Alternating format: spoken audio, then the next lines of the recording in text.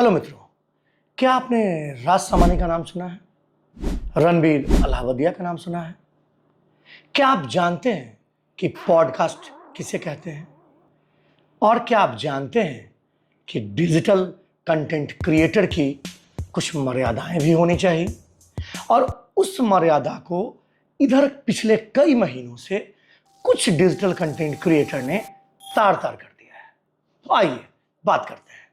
मैं हूं दिव्या, मैं अपने चैनल मोनेटाइज नहीं करता, इसलिए मुझे इस बात का कोई भय नहीं है कि मुझे ये वीडियो बना करके कुछ कमाना है या कुछ करना है। आपने देखा होगा पिछले कुछ महीने पहले कुछ डिजिटल कंटेंट क्रिएटर कई सारी विवादों में फंस गए, कुछ जेल में है, कुछ के पीछे सरकार लगी है।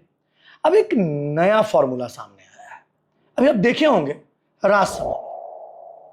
राज समानी एक अच्छा पॉडकास्टर था, मैं मानता था कि एक अच्छा पॉडकास्टर है, लेकिन सच कहें तो उसने पॉडकास्ट की दुनिया में, सच कहें तो उसने जो पॉडकास्ट करना, जो इंटरव्यू करना है, उसने उस पेशे को एक्चुअल में उसने वो लाइन क्रॉस कर दी। उसने एक ऐसा एग्जाम्पल सेट किया लोगों के सामने कि व्यू पाने के लिए कुछ भी, एनीथिंग, तुमको व्यू पाना है तो तुम यहां के फ्यूजिटिव, अपराधी, रेपिस्ट, जेल में बंद लोग, या जिसके पीछे सरकार पड़ी है, जिसको भारत में लाने के प्रयास कई महीनों से चल रहा है, आखिर ये लोग हैं कि कौन और ऐसा काम कर क्यों रहे हैं सिर्फ थोड़े से व्यूज पाने के लिए? ये राज समानी अभी से 2-3 महीना पहले इसने ललित मोदी का इंटरव्यू लिया था, लोगों ने फिर भी ध्यान नहीं दिया। रणबीर अलाहाबादिया ने अपनी उत्सुकता और उत्तेजना के अंतर्गत खुद को ज्यादा बोल्ड दिखाने के चक्कर में कि मैं वेस्टर्न से ज्यादा जुड़ा हूं, ज्यादा करीब हूं, लोग फोकस ज्यादा मारते हैं, तो कुछ अपशब्द कह डाले। पूरा का पूरा हिंदुस्तान उसके अगेंस्ट में हो गया। उसके चैनल पे आज आप देखो उसके चैनल की स्थिति कितनी खराब है, तो सोचो कि सबसे अधिक फायदा उससे किसको मिला? 2-4 लोग हैं जिसको सबसे ज्यादा फायदा मिला, और उसने सबसे जो ज्यादा फायदा उठाया, उसने उठाया राज समानी। मैं बता दूं तुम्हें, 3-4 महीना पहले इसका कुछ जो इसका सब्सक्राइबर बेस हुआ करता था, वो कुछ 6.5 मिलियन के आसपास था। अच्छा था, अच्छा पॉडकास्ट करता था। तब इसने ललित मोदी का पॉडकास्ट किया, अब इसने विजय माल्या का पॉडकास्ट किया। आप समझ रहे हो? एक बात बताओ, विजय माल्या तक इसको पहुंचाता कौन है? जो फ्यूजिटिव है, जिसके ऊपर केस चल रहा है, जिसके ऊपर सरकार जो है उसको वहां से लाने के लिए, डिपोटेशन के लिए कई सारी एजेंसीज लगी हैं, और ये भाई साहब जाते हैं और उसका पॉडकास्ट कर लेते हैं। क्यों? इनमें ऐसा विशेष क्या है? और क्यों करना चाहिए इनको पॉडकास्ट? और क्यों नहीं होना चाहिए इनका बायकॉट? क्या ये देश से अलग है?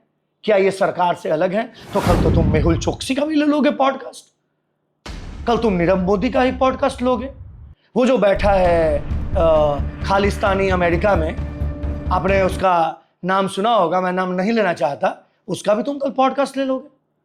डिजिटल कंटेंट क्रिएशन के नाम पे तुम अपराधियों आसाराम बापू का ले लोगे पॉडकास्ट, ये राम रहीम का तुम पॉडकास्ट ले लोगे। तो व्यू पाने के लिए कुछ भी, इस पे जरा जो है ना आप लोग ध्यान दीजिए, और मैं कहता हूं बॉयकॉट राज समानी ट्रेंड होना चाहिए। आप एक डिजिटल कंटेंट क्रिएटर हो और आपको अपनी मर्यादा का ख्याल रखना ही होगा और रखना चाहिए। अपनी मर्यादा लांघ करके अगर आप सिर्फ व्यूज पाने के लिए इस देश के लिए कुछ हानि कर रहे हो, क्या ऐसा नहीं लगता है कि अभी किसी एक स्पाई ने पाकिस्तान में जाकर के कुछ जो है भारत के मनोभावना को बदलने का प्रयास किया, पाकिस्तान को अच्छा दिखाने का प्रयास किया? तो क्या ये नहीं है कि नीरव मोदी जैसे लोग, विजय माल्या जैसे लोग, या ललित मोदी जैसे लोग यहाँ की जो जनता है उसकी मनोभावना पर एक प्रभाव डाल रही है? कोर्ट में जो चल रहा उसका केस है उसके ऊपर एक बाह्य प्रभाव डाल रही है।